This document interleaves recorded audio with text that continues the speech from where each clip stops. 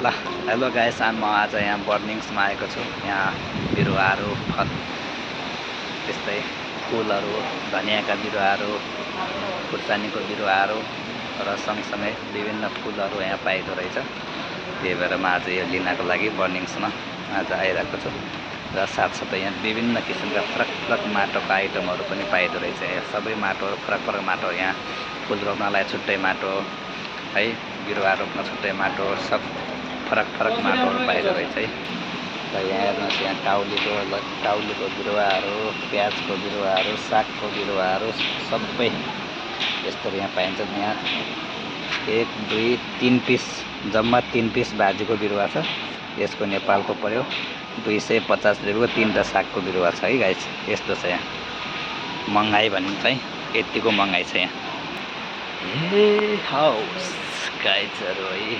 ल घरमा केही मर्मत